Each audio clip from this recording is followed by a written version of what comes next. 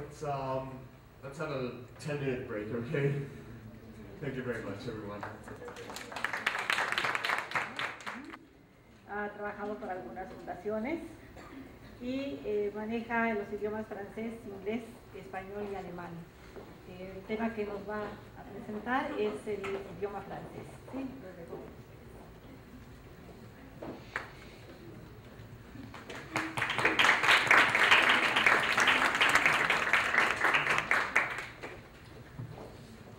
Our first speaker is Louis Solignon. He is French. He has a master in politics, science, and international relations. He worked in areas as foreign trade, management, marketing, and others. He has also worked in international organizations as the United Nations, and he has worked for private companies and some foundations. He also speaks English, German, and Spanish very well. Welcome to Louis Solignon.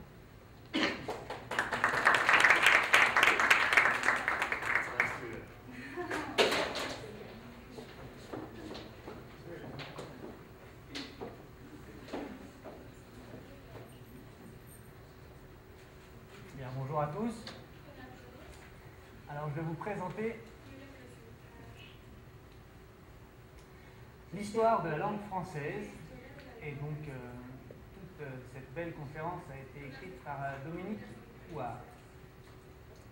Premièrement, les peuples indo-européens. L'existence d'une langue indo-européenne remonte à la préhistoire de l'humanité.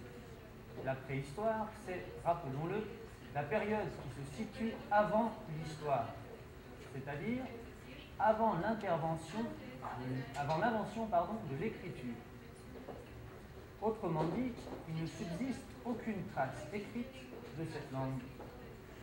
C'est donc une langue non attestée, dont on a été amené à postuler l'existence pour expliquer les convergences étonnantes entre les langues de l'Antiquité dans des régions fort diverses, en Europe et en Asie.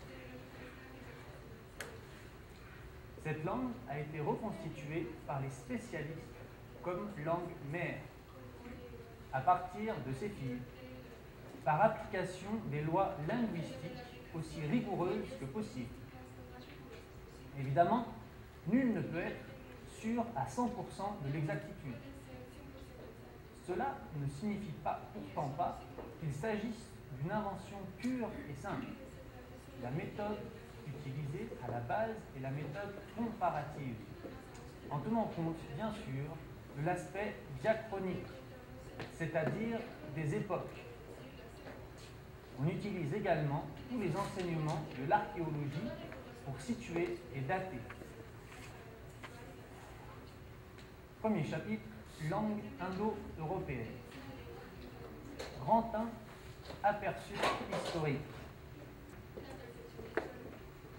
La parenté des langues indo-européennes a été aperçue à la fin du XVIIIe siècle, avec la découverte du sanskrit, langue sacrée de l'Inde.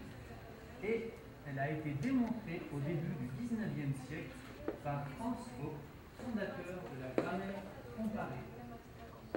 En 1786, l'orientaliste William Jones, magistrat à la Cour suprême de Calcutta, remarque la présence de mots très proches de l'anglais dans des textes sanskrits provenant du IVe siècle ou du VIe siècle après Jésus-Christ. Par la suite, les études ont montré la parenté de la quasi-totalité des langues européennes, sauf le basque, le finnois, l'estonien et le magyar, l'anglais, ainsi que du persan ou de l'hindi et quelques autres langues d'Asie. La parenté des langues est montrée par la conservation des racines correspondant à des réalités stables. L'une des racines les plus caractéristiques est celle de roi, rex en latin, rix en gaulois, comme le célèbre Vercingétorix, et raja en Inde. Grand 2,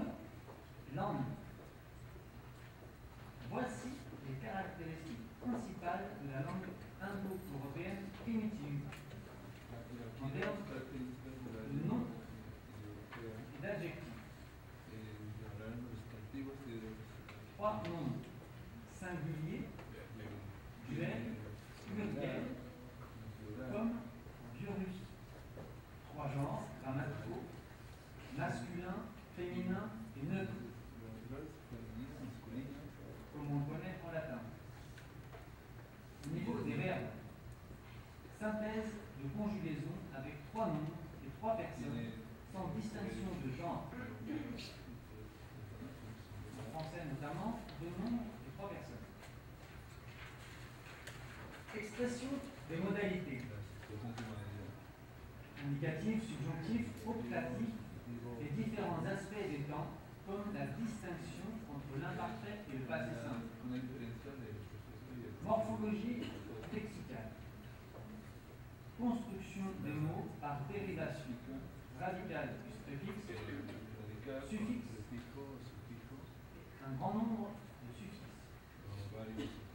Prononciation. Système d'accentuation. Les mots comportaient des accents, un accent par mot, sur le radical. On avait donc des alternances de syllabes accentuées et inaccentuées, comme en grec ou en latin. L'accent était probablement de type musical, en hauteur, comme l'indiquent des langues proches que sont le védique et le grec ancien. Sémantique lexicale. Comme dans les langues actuelles, homonymie, synonymie, etc. Existence de relations métaphoriques. Par exemple, même mot pour soleil et œil.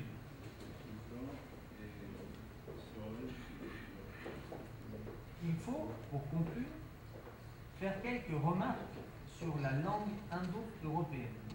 D'abord, elle n'est pas uniforme. Il y a des variantes. On peut supposer que plusieurs dialectes aient convergé, polygénèse, soit qu'une langue unique ait divergé, monogénèse.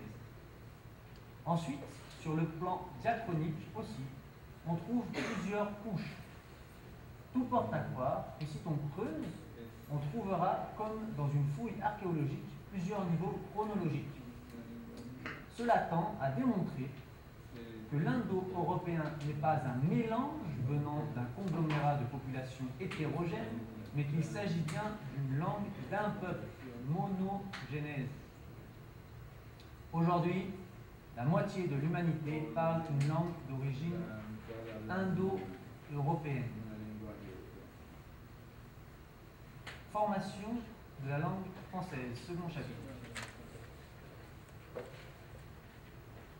Grand 1, les origines. Les origines anciennes. Après le néolithique, 3 peuples occupent le territoire français. Les Ligures, province côte méditerranéenne, nord-ouest de l'Italie, les Ibères, Languedoc, les Aquitains, sud-ouest.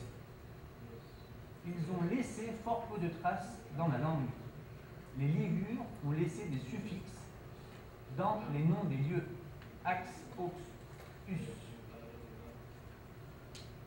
On connaît la langue des Aquitains par des noms de personnes et de divinités dans des inscriptions latines. Comme ces noms ont un sens en basque, il est probable que l'aquitain est une forme ancienne du basque. Traces pré-indo-européennes dans des noms de rivières, la Seine de Paris, Seine-Quana, des lieux, Lutetia, Marais, toujours à Paris, des montagnes, les Ardennes.